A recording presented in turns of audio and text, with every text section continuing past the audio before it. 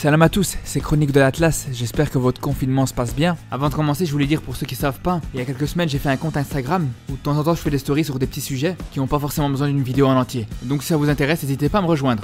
Donc voilà, je reviens vers vous avec une nouvelle vidéo, j'espère qu'elle va vous plaire. La fois passée j'ai parlé du football européen et aujourd'hui je vais parler du football africain en m'intéressant à l'équipe nationale de l'Algérie. D'ailleurs dans mes prochaines vidéos, je vais toujours essayer d'alterner entre un sujet sur le football africain et un sujet sur le football européen. Donc si pendant cette période de confinement vous voulez pas rater ces vidéos, n'oubliez pas de vous abonner et surtout n'oubliez pas de rester chez vous. Mais en attendant, c'est parti pour cette vidéo.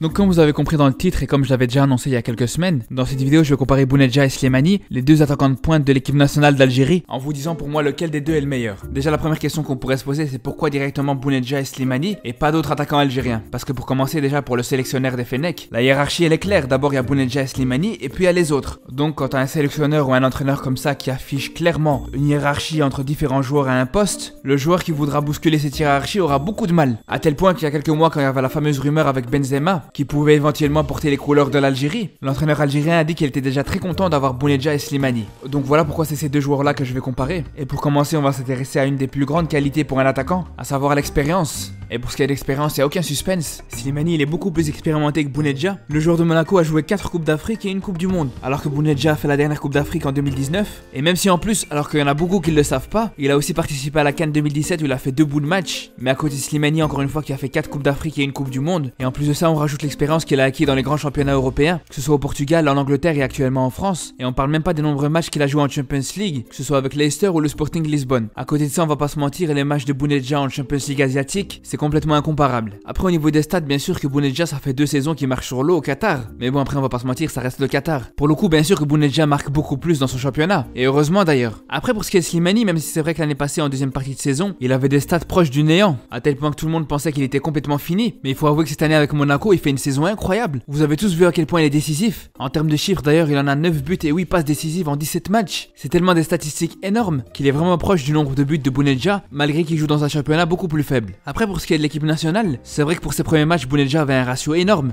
à tel point que sur ses 10 premiers matchs, il en était déjà à 10 buts. Mais là, depuis la CAN, ce ratio s'est équilibré et il a un ratio assez proche des 1 but tous les 2 matchs, donc quasiment le même ratio que son concurrent. Ensuite, pour ce qui est de la technique, on sait bien que tous les deux, c'est pas des grands techniciens, mais parfois l'un comme l'autre, ils peuvent montrer des choses intéressantes, balle au pied. D'ailleurs, Slimani a beaucoup progressé à ce niveau-là. Je trouve qu'il s'est vraiment amélioré dans sa vision du jeu et ça lui sert beaucoup, que ce soit dans ses appels ou dans ses déviations. Autant on l'a vu à la CAN avec sa complicité avec Ounas, dans le seul match de cette Coupe d'Afrique où Slimani a été titulaire, mais on le voit aussi cette saison en club avec Monaco, par rapport à sa très bonne entente avec Ben Yedder sur le terrain. Mais pour ce qui est de Bounedjah en équipe nationale, on a bien vu qu'il avait aussi une très bonne connexion avec Belaïli. Le jeu avec ou sans ballon de Bounedjah permettait aux deux joueurs de se trouver facilement. C'est pour ça que pour la technique, je vais mettre les deux joueurs au même niveau. Après bien sûr, on a le jeu de tête qui est très important, surtout en Afrique comme vous savez. Et là aussi, c'est très difficile de choisir parce que les deux joueurs sont très bons de la tête. Mais je pense qu'on est tous d'accord pour dire que Slimani a beaucoup plus prouvé à ce niveau-là. D'ailleurs, ça lui a donné une réputation d'être un joueur qui est bon que de la tête. Et lui-même d'ailleurs, c'est une réputation qu'il a pas du tout appréciée. D'ailleurs, même son but référence en équipe nationale, c'est le but de la tête qu'il a mis contre la Russie en Coupe du Monde, qui a qualifié l'Algérie en 8ème de finale de la compétition pour la toute première fois de leur histoire. Donc tu sais que pour ce qui est de Slimani, tu peux lui reprocher ce que tu veux, mais sur un coup de tête dans un match, il peut te sortir des pires situations. Enfin, pour terminer, il y a un critère essentiel, c'est la marge de progression du joueur, et même s'il y a que 3 ans d'écart entre les deux, c'est Bounedjah qui a clairement plus de chances de progresser encore, parce que Slimani à 31 ans, il a fait le tour on peut dire, et on le voit mal encore progresser les saisons à venir, alors que Bounedjah à 28 ans, s'il a l'occasion de s'exporter en Europe, avec les grandes qualités qu'il a, il peut vraiment prendre une autre dimension. Donc même si on sait que Belmadi préfère largement Bounedjah, il faut être réaliste avec la saison que fait l'attaquant de Monaco, et avec tout ce qu'il a prouvé jusque maintenant dans sa carrière, je pense que le sélectionneur de l'Algérie devrait redonner une chance à Slimani pour reprendre sa place de numéro 1 en équipe nationale. Parce qu'entre l'année passée et cette année, les situations elles sont totalement différentes. Autant la saison dernière, Slimani a fait l'une des pires saisons de sa carrière,